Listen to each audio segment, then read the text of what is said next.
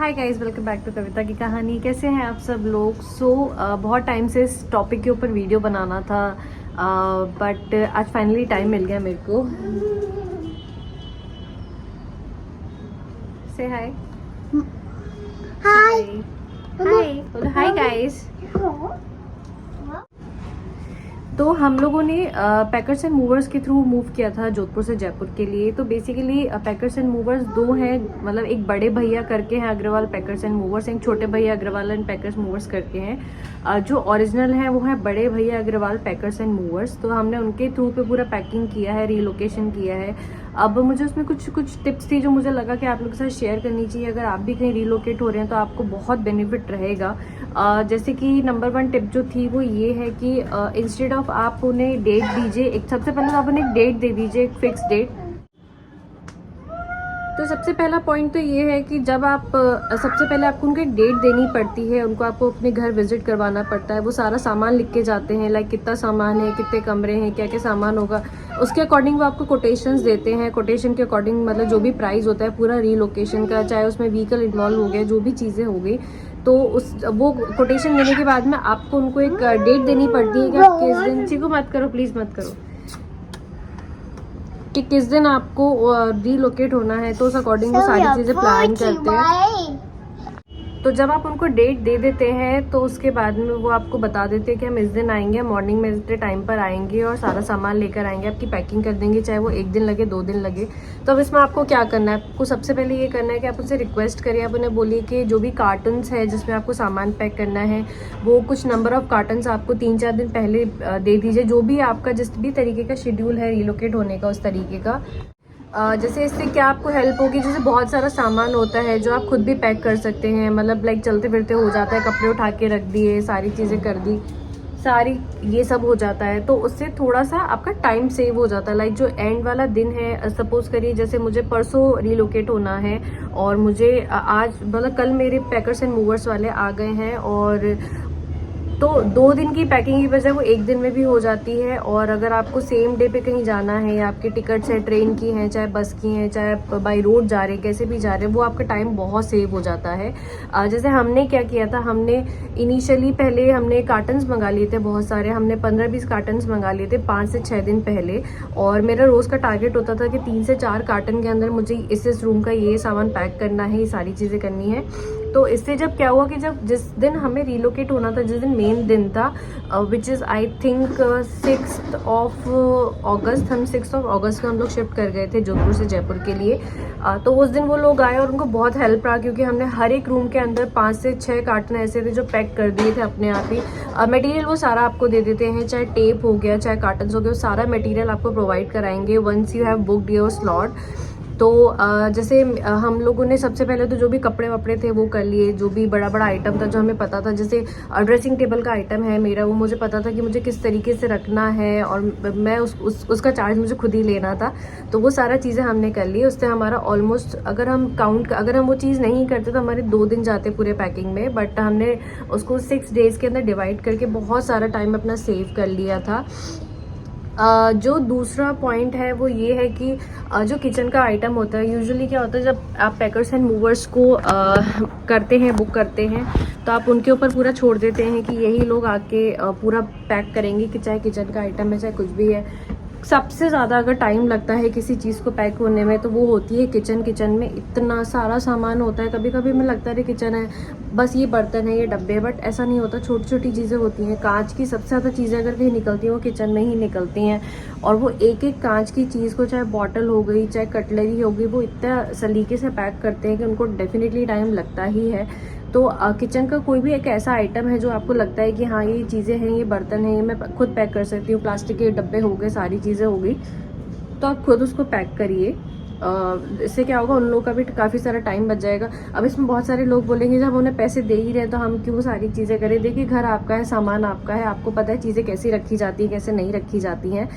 It is at last your call. आपका मतलब call होगा कि आपको करना ही नहीं करना। मैं बाई चॉइस में काफ़ी सारी चीज़ें थी जो खुद अपने हाथ से पैक करना चाहती थी। मुझे उसमें कोई भी स्ट्रेस नहीं हुआ करने में, क्योंकि मुझे एक वो सेटिस्फेक्शन था कि हाँ ये चीज़ को जिस तरीके से मैं रखना चाहती हूँ या जैसे मैं पहुँचाना चाहती हूँ वैसे ही जाएगी ये।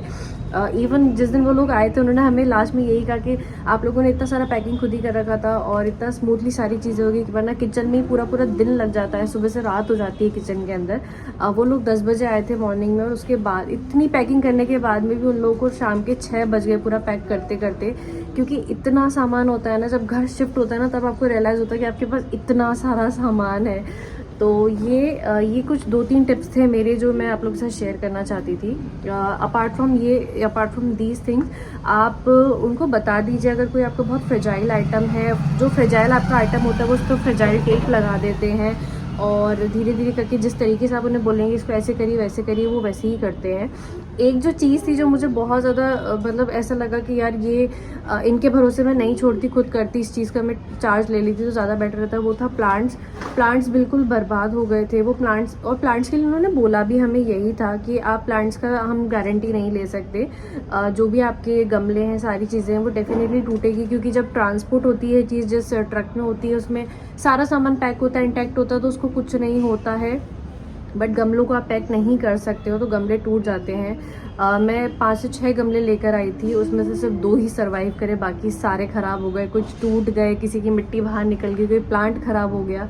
तो अगर आपके लिए फिजिबल है तो आप गमलों को भी इस तरीके से पैक करिए या फिर उनको बोलिए, या फिर अगर आपके पास में व्हीकल है तो आप अपनी कार में कैसे भी करके लेके जाइए, क्योंकि ये चीज़ एक ऐसी है जो डेफिनेटली ख़राब होती ही होती है। प्लस जब वो लोग पैक कर रहे हो तो आप अगर आपको कुछ लगता है सामान कि ये लोग पैक कर रहे हैं और ट्रांसपोर्ट के दौरान ऐसा हो सकता है कि टूट जाए, ख़राब हो जाए, आप उसका वीडियो बना लीजिए। और वो हर चीज़ का वैसे भी नोट डाउन करते रहते हैं, उनका हर एक चीज़ का ट्रैक होता है। इवन वो जो भी आपसे पैसा लेते हैं वो सारा अगर कोई सामान टूट जाता है या किसी सामान में कुछ प्रॉब्लम आ जाती है, ब्रेक हो गया या कोई सामान डैमेज हो गया, कोई भी चीज़ हो गई, तो वो आगे दोबारा यहाँ जब जिस भी जगह आप पहुँचते हैं उस जगह पे वो आप उसको बताइए, क्लेम करिए कि हमारे ये सामान था, हमने इस कंडीशन में था और ये टूट गया, तो उस चीज़ का आपको पैसा क्लेम हो जाता है, मिल जाता है। तो अगर आप कोई पैकर्स एंड मूवर्स ढूंढ रहे हैं तो आप बड़े भैया अग्रवाल पैकर्स एंड मूवर्स को ही ऑप्ट करिए बजाय छोटे भैया पैकर्स एंड मूवर्स को। एक मुझे पर्सनली ऐसा लगा, जितने हमने यूट्यूब पे वीडियोस देखे थे जो भी करते थे सबने ये बोला बड़े भैया पैकर्स एंड मूवर्स का ओवरऑल डिलीवरी बहुत अच्छी है, विच इज़ डेफिनेटली ट्रू, यही हमारे साथ में हुआ। प्लस उसके बाद में जो जितने भी कार्टन्स होते हैं ना, जो भी मटेरियल होता है, वो जिस जगह आप रिलोकेट होने के बाद पहुँचते हैं वो लोग आपको 2 से 3 दिन का टाइम देते हैं। या आपको लगता है कि बहुत ज़्यादा सामान है, टाइम लगेगा, तो आप उनसे 3 से 4 दिन का टाइम ले लीजिए, वो वापस लेके चले जाते हैं अपने कार्टन, मतलब सारी चीज़ें जो भी होता है, क्योंकि उनको रीयूज़ हो जाता है वो सब कुछ। तो ये था, और बस ये बड़े बड़ी जो चीज़ें थी मुझे ऐसा लगा कि आप लोगों के साथ शेयर करनी चाहिए। देखिए कांच का जो आइटम है ना उसका आप चार्ज मत लीजिए, आप उसको खुद पैक मत करिए, वो आप उनको ही पैक करने के लिए दे दीजिए। आप एक चीज़ ये कर सकते हैं कि आप कांच का सारा आइटम जैसे अलग अलग जगह पे है घर के अंदर, तो आप उसको एक जगह पे रख दीजिए, जिससे उनको भी इजी रहता है हर एक चीज़ को इजीली करना। क्योंकि कभी कभी क्या होता है जब पैकिंग हो रही होती है ना, तब इतनी हड़बड़ी होती है, ये भी कर दो वो भी कर दो, बैठने की जगह नहीं, ये नहीं वो नहीं, इतना सब कुछ चल रहा होता है ना कि काफ़ी बार कांच का आइटम टूट जाता है। तो आपके कन्वीनियंट के लिए, उनके कन्वीनियंट के लिए आप एक जगह पे रख दीजिए। मैंने एग्जैक्टली यही किया था, मेरे पास जितना भी कांच का आइटम था पूरे घर में मैंने किचन के अंदर एक स्लैब पे पूरा रख दिया था, तो उन लोगों ने आराम से वहाँ पे बैठ के पूरा सारी चीज़ें कर दी। तो ये कुछ टिप्स एंड ट्रिक्स थी। ऑल्सो अगर जैसे फ्रिज की बात करें तो फ्रिज भी, ये जो भी बड़ा आइटम होता है वो सारा पैक होके जाता है। तो फ्रिज को आपको क्या करना है, आपको एक दिन पहले डीफ्रॉस्ट कर देना है फ्रिज को। अगर वो लोग बोल रहे हैं कि भाई कल मॉर्निंग में हम 9 बजे आएंगे, तो आपको आज रात में डीफ्रॉस्ट कर दीजिए फ्रिज को, या आज मॉर्निंग में डीफ्रॉस्ट कर दीजिए, तो रात तक फ्रिज सेटल हो जाएगा। पूरा बंद कर दीजिए, खोल के रख दीजिए, उसकी स्मेल वेल जो भी है वो सारी निकल जाएगी। क्योंकि जब फ्रिज मूव होता है और अगर उसमें थोड़ा सा भी ठंडा रह जाता है बंद होने के बाद में, बर्फ़ रह जाती है, तो जब फ्रिज दोबारा खुलता है उसमें बहुत स्मेल आती है। ये हमारे साथ तब हुआ था जब हम जयपुर से जोधपुर शिफ्ट हुए थे, तो हमारे साथ एग्जैक्टली यही चीज़ हुई थी। तो बात की मेहनत को बचाने के लिए आप बस एक चीज़ ये कर सकते हैं कि एक दिन थोड़ा सा हो सकता है कि आपको गर्म पानी पीना पड़े, या मतलब फ्रिज का आपको बेनिफिट नहीं होगा, बट उससे आपका आगे का जो चीज़ें हो जाएंगी रिलोकेट होने के बाद में वो बहुत ईजी हो जाती हैं।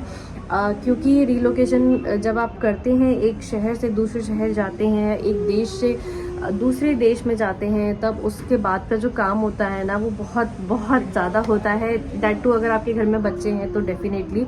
हम लोगों को एग्जैक्ट 20 डेज़ लग गए थे इस जगह पे सेट होने में, और अब जाके चीज़ें बहुत ज़्यादा सेटल डाउन हुई हैं। अभी भी कुछ ना कुछ चलता रहता है। तो आज का व्लॉग में बस यही चीज़ें थी जो मैंने रिलोकेशन का जो भी अपना एक्सपीरियंस था वो आप लोगों के साथ शेयर किया।